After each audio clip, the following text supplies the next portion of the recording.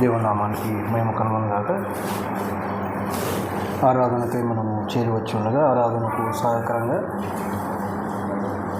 107వ కీర్తన మొదటి 3 వచనాలు చదువుకున్నాం. 107వ కీర్తన మొదటి 3 వచనాలు చదువుకున్నాం. యెహోవా దయాళుడు, ఆయనకు కృతజ్ఞతాస్తుతులు చెల్లించుడి. ఆయన కృప నిత్యముండును. యెహోవా విమోచించిన వారు ఆ మాట పలుకుదురుగాక. విరోధుల చేతిలో నుండి ఆయన విమోచించిన వారును, తూర్పు నుండి పడమటి నుండి ఉత్తరము నుండి దక్షిణము నుండి నానా దేశముల నుండి ఆయన పోగు చేసిన వారును ఆ మాట పలుకుదురుగాక. ప్రేమ వల్ల కీర్తనాకారుడు మరి దేవుణ్ణి ఎవరు స్తుతించాలో, ఎవరు మరి ఆయన గురించి పలకవలసిన మాటలు ఉన్నాయో వాటిని గురించి మనకు జ్ఞాపకం చేస్తూ ఉన్నాడు. యెహోవా దయాళుడు, ఆయనకు కృతజ్ఞతాస్తుతులు చెల్లించుడి. ఆయన కృప నిత్యముండును అంటూ యెహోవా విమోచించిన వారు ఆ మాట పలుకుదురుగాక. తర్వాత 3వ వచనం చివరి వచనానికి వస్తే, నానా దేశం నుండి ఆయన పోగు చేసిన వారును ఆ మాట పలుకుదురుగాక. ఏ మాట పలుకుదురుగాక అంటూ ఉన్నాడంటే, యెహోవా దయాళుడు, ఆయనకు కృతజ్ఞతాస్తుతులు చెల్లించండి, ఆయన కృప నిత్యముండును అనే మాటను పలకవలసిన వారెవరో దాన్ని కీర్తనాకారుడు రాస్తూ ఉన్నాడు. ఎవరు పలకాలి ఆ మాట అంటే, యెహోవా విమోచించినటువంటి వారు. ఆయన ఎవరినైతే విమోచించాడో, ఎవరమైతే విమోచించబడ్డామో మనము పలకవలసిన మాట ఉంది. దాన్ని కీర్తనాకారుడు మనకు జ్ఞాపకం చేస్తూ ఉన్నాడు. యెహోవా దయాళుడు అంటే ఆయన మంచివాడు, ఆయన దయగలిగినటువంటి వాడు. అంతేకాదు, ఆయనకు కృతజ్ఞతాస్తుతులు చెల్లించండి. ఆయన కృప అది నిత్యము ఉండేది, కొంతకాలం ఉండేది కాదు. ఆయన కృప నిత్యము ఉంటుంది. ఆయన కృప చేత మనం రక్షించబడ్డాం. అంతటితో ఆయన కృప మరి తీరిపోలేదు. అనుదినము మన యొక్క అనుదిన రక్షణలో ఆయన మనకు తోడుగా ఉండి ఆయన మన పట్ల కృప చూపిస్తూ ఉన్నాడు కనుకనే నేటి వరకు ఆయన ఇచ్చిన రక్షణలో మనం నిలబడగలుగుతూ ఉన్నాం. ఎందుకు అంటే లోకంలో ఉన్నాం. కొన్నిసార్లు లోక మాలిన్యం మనకు అంటుకుంటూ ఉంది. మరి వాటిని దేవుడు క్షమిస్తూ ఉన్నాడు ఆయన కృప చేత. ఒక్కసారిగా ఆయన యొక్క అమూల్యమైనటువంటి రక్తము ద్వారా మన పాపములకు విమోచన ఇచ్చాడు, విడుదల ఇచ్చాడు. కానీ అనుదిన జీవితంలో కొన్నిసార్లు మాలిన్యం అంటుకుంటూ ఉండగా ఆయన కృప చూపిస్తూ దాన్ని కూడా ఆయన క్షమిస్తూ ఉన్నాడు, దాన్ని పరిహరిస్తూ ఉన్నాడు.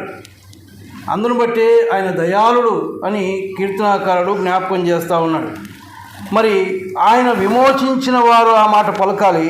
తర్వాత ఆయన పోగు చేసిన వారును ఆ మాట పలుకుదురుగాక అన్నాడు. ఆయా స్థలములలో నుంచి ఆయన తన కొరకు మనల్ని పోగు చేసుకున్నాడు. తన బిడ్డలుగా, తన సొత్తు అయినటువంటి ప్రజలుగా ఆయన మనల్ని పోగు చేసుకున్నాడు. మరి అలాంటి మనము పలకవలసినటువంటి మాట ఉంది. ఆయనకు కృతజ్ఞతాస్తుతులు మనం చెల్లించాలి. ఆయన దయాళుడు అని చెప్పాలి. ఆయన కృప నిత్యముండును అని చెప్పవలసినటువంటి ఒక బాధ్యత లేక ఖచ్చితమైనటువంటి సంగతి అది. ఎందుకంటే ఆయన మనల్ని విమోచించినటువంటి వాడు, మనల్ని పోగు చేసినటువంటి వాడు అని. మరి ఎవరు మనల్ని విమోచించారు? మరి ఎవరు మనల్ని విమోచించబడిన వారము అంటే, యేసుక్రీస్తునందు విశ్వాసం ఉంచి ఆయన రక్తములో కడగబడిన వారమే విమోచించబడినటువంటి వారు. ఆయన దగ్గరకు వచ్చి ప్రభువా నేను పాపిని అని అడగగానే మన పాపములను క్షమించాడు ఆయన. ఆయన యందు విశ్వాసం ఉంచడం ద్వారా మన పాపములకు విమోచన దొరికింది, విమోచించబడ్డాం. కాబట్టి మనం ఆయన గురించి పలకవలసిన మాట ఆయన దయాళుడు, ఆయన కృప నిత్యముండును అని. అంతేకాదు, మనము ఆయన ఎక్కడి నుంచి విడిపించాడో కూడా, ఎక్కడి నుంచి విమోచించాడో కూడా మనం జ్ఞాపకం చేసుకోవలసిన వారమై ఉన్నాం. ఎక్కడి నుంచి ఆయన విమోచించాడు మనల్ని అంటే, చూడండి, గలతీలకు రాసిన పత్రిక 3వ అధ్యాయం 13వ వచనం.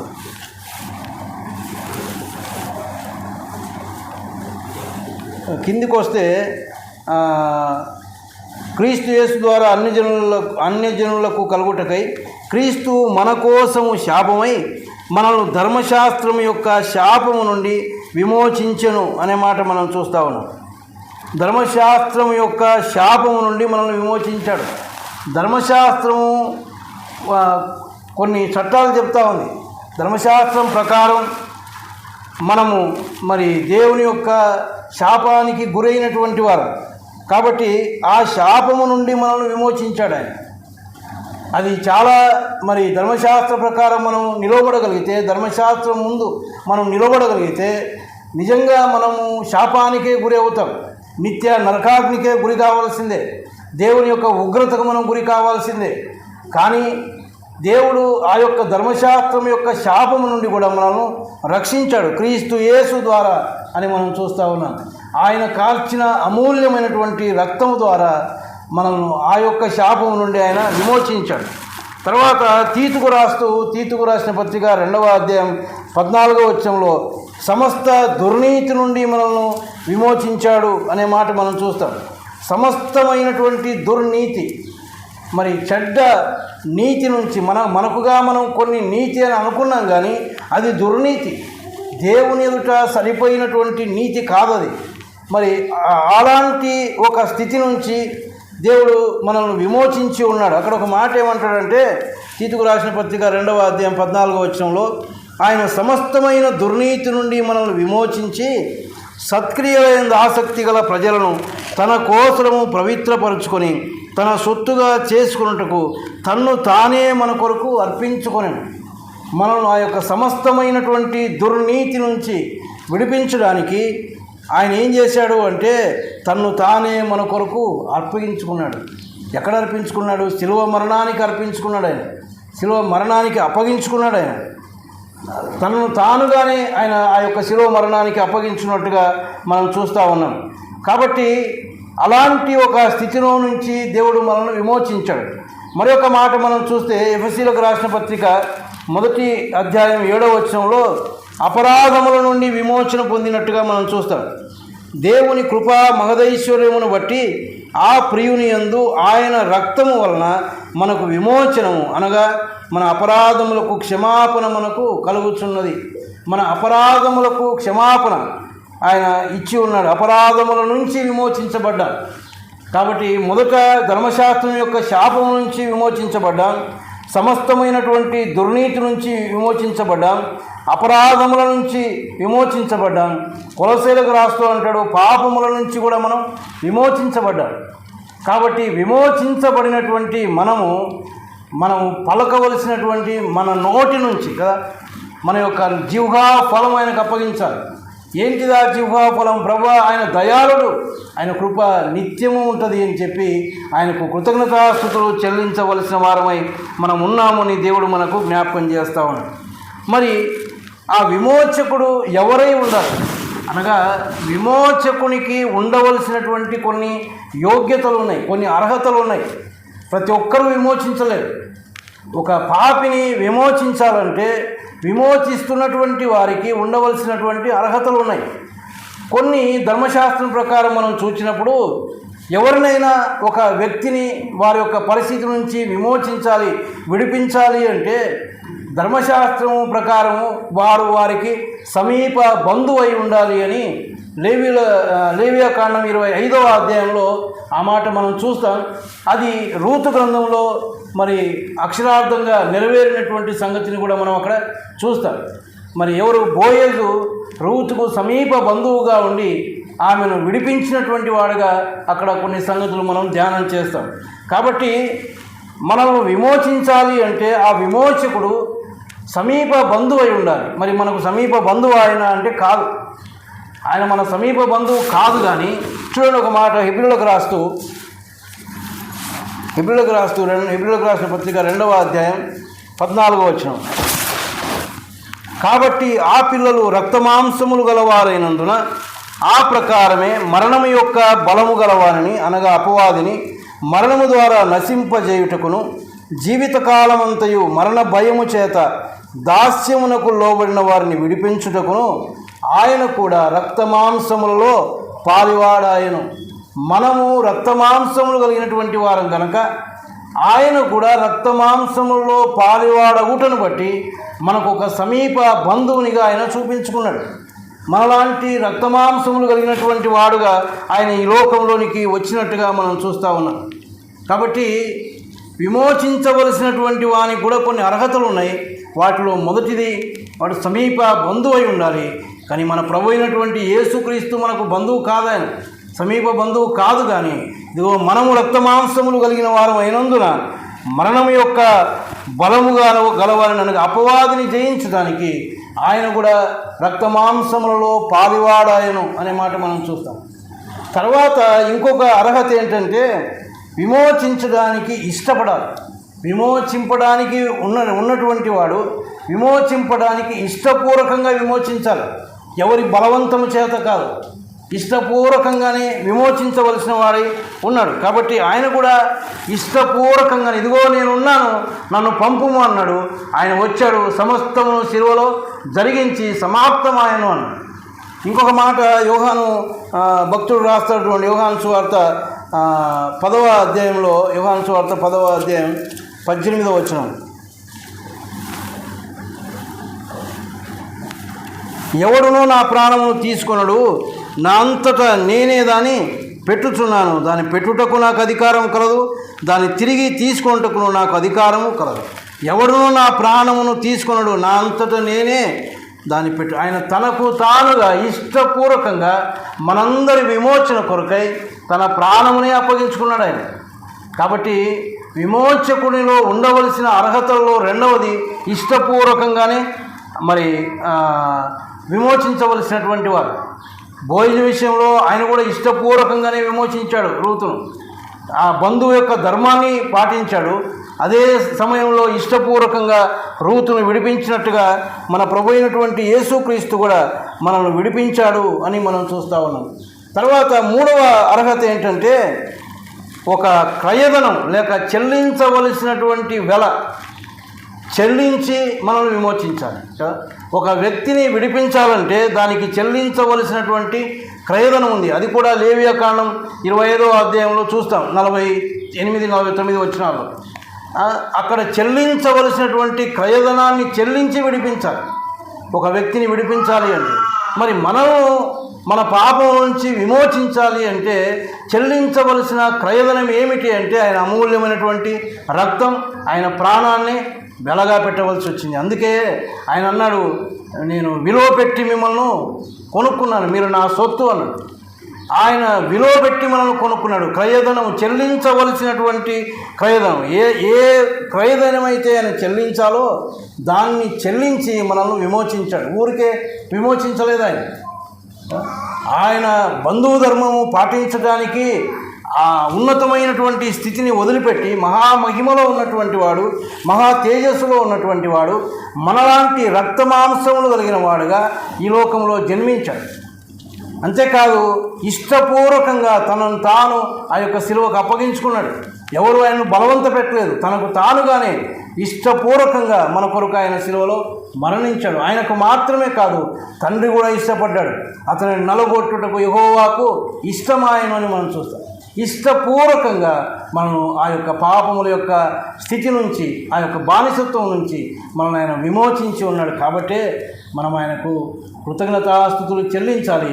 అదే సమయంలో ఆయన దయాళుడు, ఆయన కృప నిత్యము ఉండునని ఆయన గురించినటువంటి మాటలు మనం పలకవలసినటువంటి వారమని దేవుడు మనకు జ్ఞాపకం చేస్తూ ఉన్నాడు. కాబట్టి ప్రియమైన వారులారా, యెహోవా విమోచించిన వారు లేక యేసు ప్రభు యొక్క రక్తములో విమోచించబడినటువంటి వారు పలకవలసినటువంటి మాటలు జ్ఞాపకం చేస్తూ ఉన్నారు. మరి మనం విమోచించబడ్డామా? విమోచించబడినటువంటి అనుభవం మనకుందా? ఎక్కడి నుంచి విమోచించబడ్డాం తెలుసా మనకు? ఏ స్థితిలో ఉండగా దేవుడు మనల్ని విమోచించాడో, విమోచించినటువంటి ఆ యొక్క దేవాది దేవుడు మనకు ఏమవుతాడు? ఆయన మనకి ఏమి కాడు, కానీ ఆయనే మన యొక్క రక్తమాంసంలో పాలివాడై మన యొక్క స్థానానికి వచ్చి మన కొరకు తానుగా తన యొక్క ప్రాణాన్ని మన కొరకు అప్పగించాడు. ఆ యొక్క శిలువ మరణం కదా ఇష్టపూర్వకంగా అప్పగించుకున్నాడు, మంచిదే. ఆ చెల్లించవలసిన క్రయధనం అది చాలా మరి భయంకరమైనటువంటి వెల. అది ఏ మానవుడు చెల్లించలేడు, ఏ మానవుడు అందుకు సిద్ధపడడు. కానీ ఆయన మాత్రం ఇష్టపూర్వకంగా వచ్చాడు. ఆయన ఎరుగును కదా, రక్తము చిందించకుండా పాప క్షమాపణ లేదు, రక్తము చిందించాలి. కాబట్టి ఆయన యొక్క మహిమా శరీరాన్ని వదిలిపెట్టి వచ్చాడు. రక్తమాంసములు కలిగిన వాడుగా ఈ లోకంలో జీవించాడు. కానీ మానవునిగా, సంపూర్ణమైన మానవునిగా ఉన్నాడు. కాబట్టి ఆ యొక్క శిలువ మరణాన్ని గురించి ఆయన తలపోసుకున్నప్పుడు ఆయన కూడా ఇదిగో ఆ యొక్క గెత్సెమనే తోటలోనికి వెళ్ళి తండ్రితో ప్రార్థన చేస్తూ ఉన్నాడు. నీ చిత్తమైతే ఈ గిన్నె నా యొద్ద నుండి తొలగించు ప్రభువా. ఎంత భయంకరమైన మరణం అది. ఎరిగి ఆ యొక్క శిలువకు ఆయన అప్పగించుకున్నాడు. ఆయనకు తెలుసు అది ఎంత భయంకరమైన మరణము. తలకు ముళ్ళ కిరీటం పెట్టినప్పుడు తలలో నుంచి రక్తము కారుతూ ఉంది. ఎక్కడ తలకు ముళ్ళ కిరీటం పెట్టింది ఎక్కడ? శిలువ వేసే ఆ సమయంలో కాదు, ఆ న్యాయ స్థానాల ముందు నిలబెట్టి ఆయనను విమర్శించేటప్పుడు ఆయనకు తలకు ముళ్ళ కిరీటం పెట్టారు. ఆ రక్తం కారుతూ ఉంది. ఏ మానవుడైనా ఆయనను చూచి జాలిపడతాడు. కానీ ఆయన మీద ఉమ్మి వేశారు, ఆయనను అవమానపరిచారు, ఆయనను హేళన చేశారు. చాలా నిందలు ఆయన మీద మోపారు. నిందకు నా హృదయము బ్రద్దలైపోయింది అన్నాడు. ప్రియమైన వాళ్ళారా, అటువంటి ఒక భయంకరమైనటువంటి వెల ఆయన చెల్లించవలసి వచ్చింది. కానీ ఏమాత్రము వెనకాడిన వాడు కాడు. చెల్లించవలసిన క్రయం. అందుకే కదా శిలువలో ఆయన పలికిన ఒక మాట, సమాప్తం. ఆయన ముగించాడు. ఏమి చేయాలో ఆ పనిని చేసి ఆయన ముగించాడు. ఇంకేది బాకీ లేదు. చెల్లించవలసిన క్రయధనమంతా చెల్లించాడు ఆయన. అందువల్లనే ఈనాడు మనకు రక్షణ దొరికింది. అందువలనే మనం దేవుణ్ణి ఆరాధించగలుగుతా ఉన్నాం.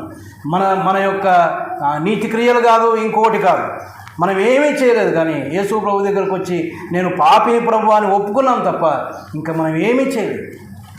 మనం ఆయనకు బంధువులం కాదు, ఆయనకు సమీప బంధువులం కాదు మనం. కానీ తానే దిగి వచ్చాడు. ఎందుకు పనికిరానటువంటి మనం. ఇంకా ఎఫెసీలకు రాస్తూ ఒక మాట ఏమంటాడంటే, ఎఫెసీలకు రాసిన పత్రిక 2వ అధ్యాయంలో మన యొక్క పరిస్థితి అక్కడ రాస్తాడు. 2వ అధ్యాయం 12వ వచనంలో, ఆ కాలమందు ఇశ్రాయేలుతో సహపౌరులు కాక పరదేశులను, వాగ్దాన నిబంధనలు లేని పరజనులను, నిరీక్షణ లేని వారును, లోకమందు దేవుడు లేని వారునై ఉండి క్రీస్తుకు దూరస్తులై ఉంటురని మీరు జ్ఞాపకము చేసుకొనుడి. బంధువులం కాదు కదా, ఆయనకు దూరస్తులంగా ఉన్నటువంటి వారం, దేవుడు లేనటువంటి ప్రజలం, వాగ్దాన నిబంధనలు లేనటువంటి వారం, నిరీక్షణ లేనటువంటి వారంగా మనం ఉన్నటువంటి వారం. అటువంటి మన పట్ల ఆయన కనికరం చూపించాడు. ఇశ్రాయేలుతో సహపౌరులం కాదు, వారు ఏర్పాటు చేసుకున్నటువంటి జనాంగం. కానీ మనం అన్యులమై ఉండగా మన పట్ల ఆయన ప్రేమ చూపించాడు. ఇది ఎప్పుడైతే మనకు అర్థమవుతుందో ఆయన విమోచించినటువంటి రీతి, ఏ స్థితిలో ఉండగా విమోచించాడో, విమోచించడానికి ఆయనలో ఉన్న అర్హతలేమిటో, మనలో ఉన్న అనర్హతలేమిటో ఇవన్నీ అర్థమైతే ఖచ్చితంగా ఆయన పాదాల మీద పడి, సాష్టాంగపడి కన్నీటితో ఆయన పాదాలు తడుపుతాం. ఆయన ప్రేమ మనకు అర్థం కావాలి. ఆయన విమోచించిన విధానం మనకు అర్థం కావాలి. ప్రేమైన వల్లరా, ఎంత వెల కట్టి ఆయన మనల్ని విమోచించాడు. సామాన్యమైనటువంటి వెల కాదది. ఆ యొక్క అమూల్యమైనటువంటి ఆయన యొక్క రక్తము కారాలి అంటే ఆయన శరీరం అంతా గాయపరచబడింది. తల నుంచి నడినెత్తి నుంచి అరికాలి వరకు కూడా పచ్చి పుండ్లు, గాయములు అని మనం చూస్తాం. శరీరం అంతా గాయపరచబడ్డాడు ఆయన. ఎక్కడే కానీ ఇంకా గాయము లేని చోటు లేదేమో. చివరికి ఆ రానువాడు పక్కలో పొడిచేసరికి ఇంకా రక్తం లేదు. రక్తమును నీళ్లును కారణం అంటే సంపూర్ణమైన వెల ఆయన చెల్లించాడు. ప్రేమైన వల్ల ఎంత ప్రేమ మన పట్ల ఆయన కలిగి ఉన్నాడు. అందుకే కీర్తనాకారుడికి ఇలాంటి ఒక అనుభవం లేదు. మనకున్న అనుభవం కీర్తనాకారుడికి లేదు. పాత నిబంధన కాలంలో ఉన్నటువంటి వాడు. కానీ మనం యేసు ప్రభు యొక్క అమూల్యమైన రక్తంలో కడగబడినటువంటి మనం ఇంతకంటే గట్టిగా చెప్పవలసినటువంటి మాట, యెహోవా దయాళుడు, ఆయన కృప నిత్యము, ఆయనకు నేను కృతజ్ఞతాస్తుతులు చెల్లించాలి, ఆయన పాదముల మీద నేను సాగిలపడాలి అని చాలా గట్టిగా చెప్పవలసిన వారు మనమే. ఆయన యొక్క రక్తము చేత విమోచించబడ్డాడు. ప్రేమైనటువంటి వారలారా, మరి విమోచించబడినటువంటి మనం ఆ మాట పలకగలుగుతున్నాము. ఆయన సన్నిధానానికి వచ్చినప్పుడు ఆయన విమోచించినటువంటి విధానాన్ని జ్ఞాపకం చేసుకొని ఆయన పాదాల మీద పడగలుగుతున్నామా? ఆయన యొక్క పాదాలను కన్నీటితో తడపగలుగుతా ఉన్నామా? కృతజ్ఞతాపూర్వకంగా ఆయన్ను ఘనపరచగలుగుతా ఉన్నామా? ఆయన గొప్ప చేయగలుగుతా ఉన్నామా? ప్రభువా, ఎంత గొప్ప ప్రేమ నా పట్ల చూపించావు, ఎంత వెల నా కోసం చెల్లించావు నాయన.